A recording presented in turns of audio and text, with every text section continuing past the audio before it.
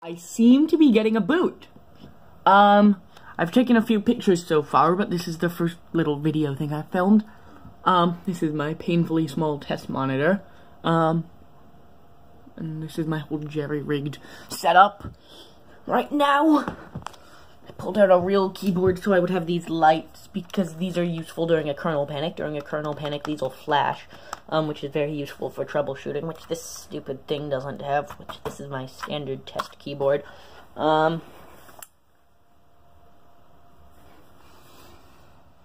Yeah, I'm using my nice HyperX RAM out of my main system here, which is fine. I'm waiting for, I think it's a PNY to arrive.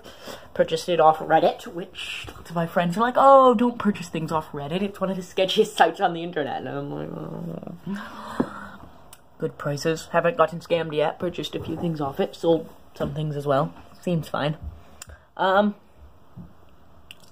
Yeah, there's my SSD. I actually got this free because it was showing some smart warnings. Should be fine. Should be fine. Seller sold it to me as working on eBay. I'm like, hey, can I have a partial refund? Because it's not really in great condition, showing smart warning. And he's like, oh, I'll just refund you the whole thing. And I'm like, okay, that's great. But we do have what appears to be some sort of boot here. This is much further than I've gotten before. It actually passed the Apple logo screen. Let's see, is my USB... No, my USB drive's warm.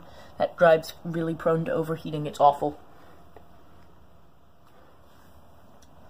There's the stock cooler. So this is an i5-6500 system.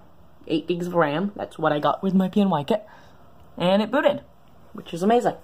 So yeah, 8 gigs of RAM. i5-6500, some cheapy, there, that's the Gigabyte motherboard, it's an ITX board. So, this is the screen.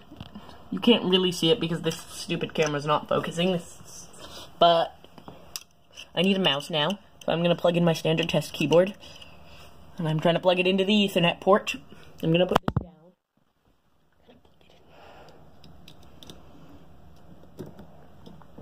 Please don't kernel panic. Okay, there we go. And now I have a mouse pointer that, again, you can't really see because this stupid camera's not focused. But it's asking me if I want to use English or not. I'm going to hit use English because I can't really speak anything else. To continue the setup of macOS, click continue. I'll agree. Even though by agreeing, I'm technically can't agree because I'm not on Apple hardware, and somewhere in there it says you have to be on Apple hardware. Select the disk in which you want to install. Okay, this is a problem because this disk is not formatted yet. So I need to somehow get to disk utility, which... So this stupid screen... Let's quit the installer.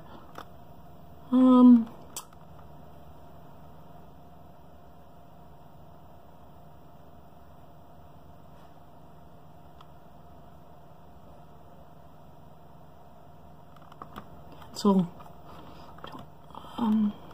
this is really interesting. Can I change the overscan on this? Oh, well, that's not what I wanted, really? Yeah, none of these buttons are labeled. Here we go.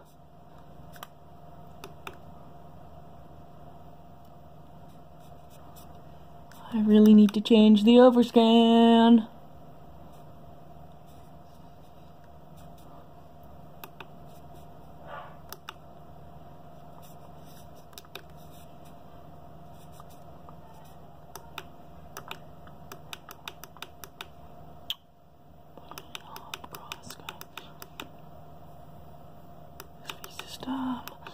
I don't really know what I'm doing.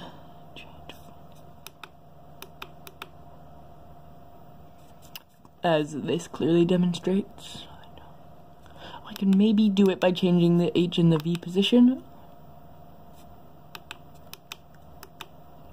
Okay, let's try vertical position. Go ahead and lower. Good.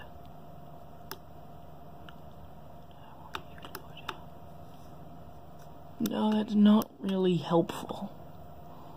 Yeah, I might need a better screen, frankly. Well, I guess it's time to grab that behemoth. That's some ancient, I don't even know what it is, NEC?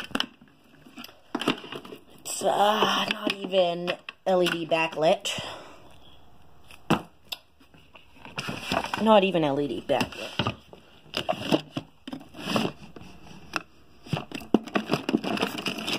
Doesn't have any HDMI ports, so I have to use DVI. So all of these cables were at one point wound. What? Anyway, all of these cables were at one point wound with rubber bands, but some of them have broken, which is why I've switched to using these Velcro wraps. These are just some no-name ones, but I have some real Velcro ones as well. This has some stupid Apple adapter on it to be used with laptops like this. This is some ancient, genuine Mac, 2009-ish, I believe, and I used that to do the Unibeast install for the flash drive that this is running off of now. Unibeast is, it's a decent program. Won't run on Sierra, which is why I didn't do it on a newer Mac. I believe that has El Capitan on it. Might have Yosemite.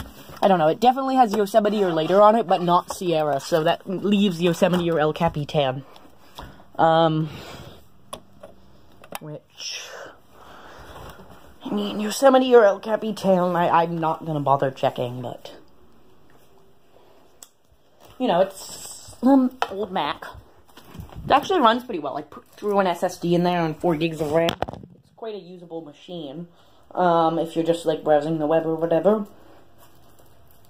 It's technically my dad's, but he never uses it.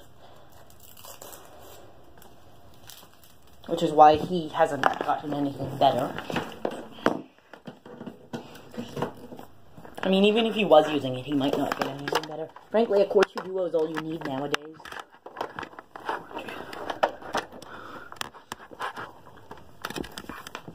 I mean, throw an SSD in there with your Core 2 Duo and you're set. No reason to buy some overly expensive, modern...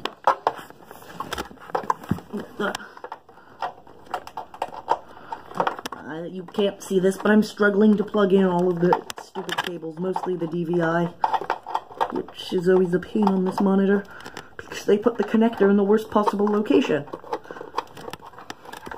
This is just some giant NEC I got at the dump to use as a test monitor, and then I purchased a better test monitor, which is that painfully tiny one over there, and that one's better because I can actually carry it around the house with me. Which I occasionally do because reasons. It's useful to be able to move it around the house with you sometimes. Not always, but sometimes. Hopefully this doesn't kernel panic. Wouldn't be too surprised if it did, but... Oh, well... Is that the monitor? Is that like a loose connection? Or is that the computer kernel panic? I don't really know.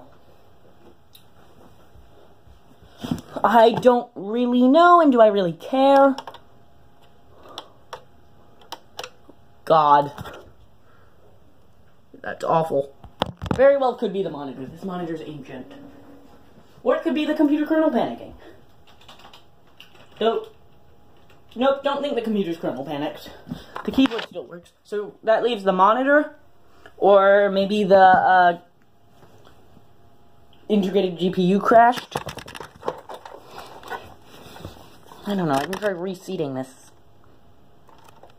a little bit.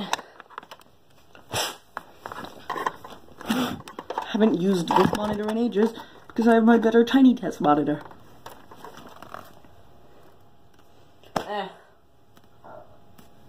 Maybe reboot the system. That might fix it. So I'm gonna short the 2 reset pins.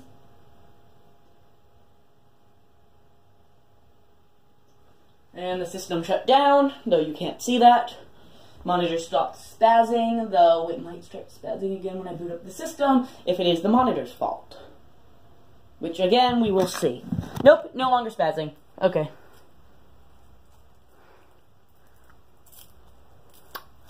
So now I can actually read everything, because this monitor is a reasonable size. So we're just going to boot macOS X from USB. Nice Apple logo there. And you can actually focus on this as well with a camera. There we go, much better. I grab my keyboard here. And let's hope I didn't completely destroy my boot USB. Though it looks like I didn't. So you can see the bars moving across there, just like it would on a real Mac. When really it's just this pile of, I wouldn't say garbage, because it's actually a decent computer, but a pile of low-end Gigabyte board, low-end EVGA power supply, and decent i5, and 8 gigs of RAM. So that i5 there actually came out of my main system. I looked at the cost of buying a new i5 for this, and I looked at the cost, because you can't do AMD for this. I would get Ryzen if I could. And I looked at the cost of getting Ryzen for my main system, and I'm like, might as well get Ryzen for my main system and throw the i5 in there, instead of buying a second i5 for this. I mean, an i3 would be enough, but, having an i5 is better. Not sure if this will really be used, because the screen for it's going to be tiny, because,